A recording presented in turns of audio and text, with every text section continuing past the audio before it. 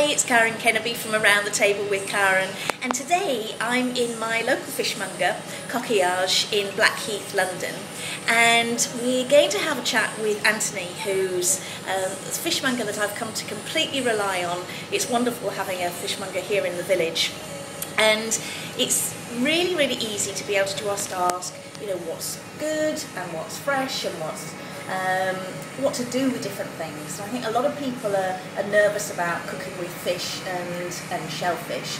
So we'll have a little chat and Anthony can come up with some ideas for us. So, hi Anthony. Hi, how are you doing? I'm doing great, thank you. Thanks ever so much for agreeing to have a little chat about this. Oh, that's no problem. I mean, I find it really, really useful myself when I can pop in and just say to you, and what would I do with this? So I just thought, you know, if I can share that with my my members, that would be really, really useful, because a lot of them are scared of cooking fish. They're scared of, they just don't know what to do with it basically, and some of them are worried about the fact it's going to smell the kitchen out. So, you know, the things that we've talked about before. Yeah, sure. So what would you suggest to sort of get people building up a bit of confidence? Well, I'd recommend start off really pan frying fish is the easiest thing. If you ask your fishmonger just to fillet it, ready for the pan, it takes minutes and it's so simple, and it's just a great way to cook fish, I would say, really. Right. Other than that, any particular fish? I'd say mackerel is a great one to start with. I mean, many people have got a bit of a thing about it. It can be a bit too strong in flavour for some people, but it's a very very cheap fish, very flavoursome. Right. Very good for women. Yeah. Lots of really good oils in it. Great for health-wise aspect of it.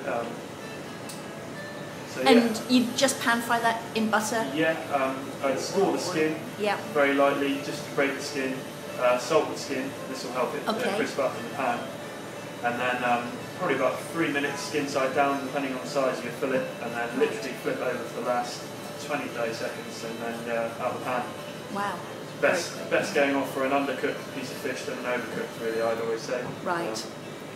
And, you know, a typical mackerel, would that do one person, or would that do two people? It depends. I mean, the ones we've got here today, sort of large medium mackerel is what we call them. That's a good portion of all of us in there. But if the slightly smaller ones there, you may need two. But yeah, it all depends on the size of the mackerel, really. Okay. And I mean, obviously salmon, you can do. Yeah, salmon's another really easy simply, one. can't you? Also, I haven't cooked that.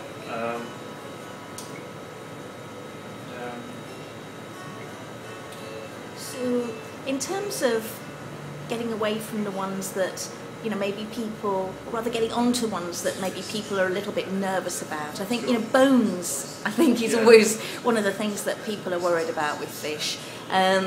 So, are there certain fish they should steer away from if they are worried about bones? Yeah, really, I mean, sardines, you don't want to be looking at sardine, or red mullets are quite bony actually as well. I mean, say most fish can be pin boned and completely made boneless just with a bit of extra effort, really. But so you want to be steering clear of your sardines, your herrings and stuff like that if you're not a fan of bones. Right. But, most fish can be made completely boneless and skinless. So, right. And if somebody goes into a fishmonger, would they do that for them? Yes, I mean, if you've got a fishmonger that's worth the salt, it's going to do it. Yeah. I mean, if you're going to, every fishmonger should be asking, when someone's had a whole fish, do you want this gutted, do you want it gilled, which way do you want it prepared? I mean, I think that's part of the service, really. Yes.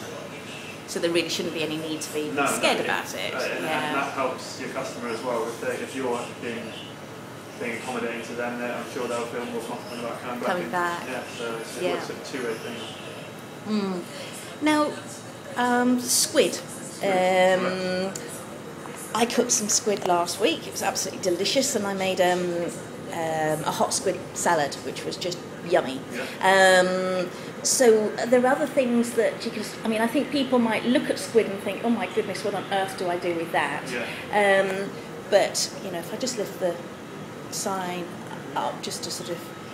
So, I mean, you dealt with the the tentacles and everything. So I mean, these squid we've got here today, we call them jig squid, which are what sort of squid? Jig, as in like a jigsaw jig. Okay. That's because that's the method that's used to catch them. It's called a jig hook or something like that. Anyways, yeah, okay. The jig squid tend to be a little larger. Right. And more really suited for baking, oven cooking, because they're a slightly bit more tougher and they're thicker. Right. But say if you had a smaller squid, something a bit smaller, something about that with the tentacles, pan frying that would work on the griddle pan as well, very nice as well on the barbecue. But I think the easiest way of doing it is just making up a light batter, chucking in there and just 3 or 4 minutes in there. Right. Salt and pepper squid, I think is yes. a really nice one. So easy as well. Get your fishmonger to clean them all up for you, ready to go. Right. Yeah, ready to go. And in fact, when I did them last week, because I'm gluten free and the whole site's gluten free, I literally just pan fried them in a bit of butter with some salt and pepper, and then squeezed some lemon on as soon as they were done. But it was not even 2 minutes. I think they were cooked. Yeah. And I suppose that's one of the things, isn't it, with squid? It's either got to be really, really quick, or quite a long time. Really. You can do it very quickly when they're small, get them crispy, or if they're slightly larger like that, you want to give them a good 15 minutes cooking, I'd say, in the oven. Right. At least. And would you stuff them if they're that sort of size? And something a medium sort of size, you can stuff them with breadcrumbs, herbs, garlic, right. Whatever you like really. But yeah, it's quite versatile like that squid. Okay. And what sort of temperature would you cook? In the oven. Yes, if you were going to bake. About gas 5, something like that. Right. So not too hot, medium sort of heat. Okay, great. Sea bass, and I've shared some sea bass recipes with members before, because I mean that's just lovely to cook in like a foil packet or something with some herbs and. A bit of a show about it really when you're laying up a whole fish like that. Yeah, it's just so delicious, isn't it? So mussels, and again, I mean, I think mussels. People think mussels are going to be really. Yeah, I mean, they look tricky difficult. Just the sight of them, really. You Yes. don't really know what you have to do. But yeah, so easy. Just chop up the classic sort of all marinara way of doing them is just chop up shallots, garlic, fry them off in a bit of oil quickly. Fry them off till they're soft. Add your mussels, a little bit of wine, probably about 5-6 minutes. Then when that's all done, give it a good stir to get the sauce in your mussels. But and then just add cream and a little bit of chopped parsley, and it's really simple like that. Always make sure that your mussels are fully open. Before you serve. So if you've opened your lid, have a peek and seen that they're not open, just give them a few more minutes. And, Again, they're really, really quick, aren't they? I mean, they are actually great for midweek meals, aren't they? Sure, really, really good. So probably 10 minutes complete cookery. Yes, with the chopping up and everything. Yeah. Serve that with a bit of crusty bread. Amazing. Yep. And I suppose the other key, in addition to making sure they're open, is cleaning them before you put them in the pan. Isn't it? That is one thing that you probably won't be able to get your fishmonger to do, because it is a laborious task. But there's not much skill in it, I would say. So. No. But normally, if you get a good lot of mussels, like these ones here, for instance, they're not very dirty at all. No. You want to be pulling out these beards here, which is the ropes that they've attached themselves to whilst growing. Occasionally you'll get one with a barnacle on, but that's about it really. Yeah. And the barnacles, I just tend to cut off with a sharp knife. Blunt knife. Yeah. Normally, if I use a sharp knife, I tend to blunt it anyway. So Oops. I better stop because you've got a customer coming in. So stop. Okay. Well, we just had to stop for some real business. And the lady just bought some tuna, which I know you said is something special today, one of your specials bought. Very nice. And how can you tell? I mean, I absolutely love sashimi.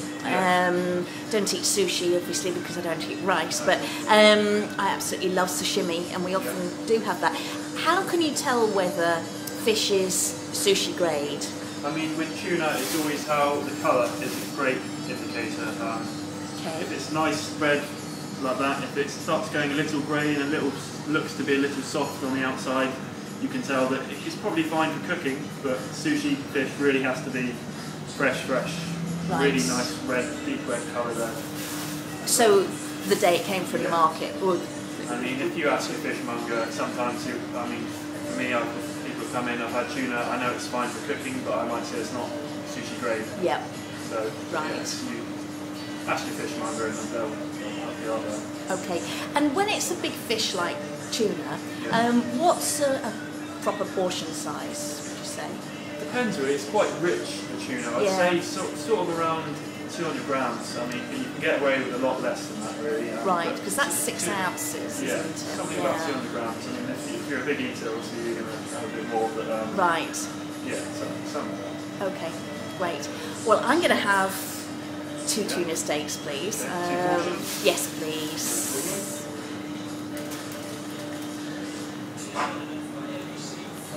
And about the same as the lady just had, please. That sort of thickness, that would be great.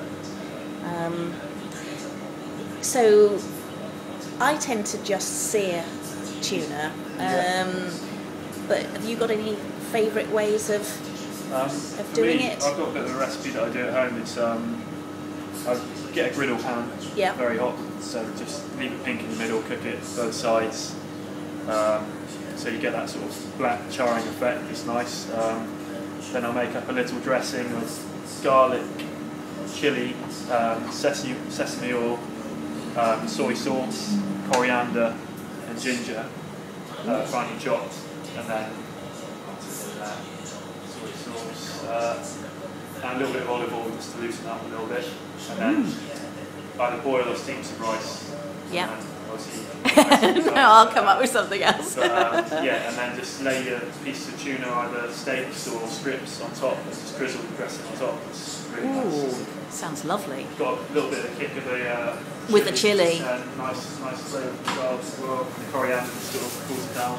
Oh, and lime juice as well. Lime juice. Okay, well, that's what I'll do this evening then. Is that good for you? Pardon? I'm buying these up in here. Yes, please, that's great. Okie dokie, well I think I've probably taken enough of your time, but thank you ever so much, because I think that really does help, to just reassure people a little bit, and maybe I can pop in another day and we can talk some other fish as well. So thank you very much indeed, Anthony. Thank you. Great.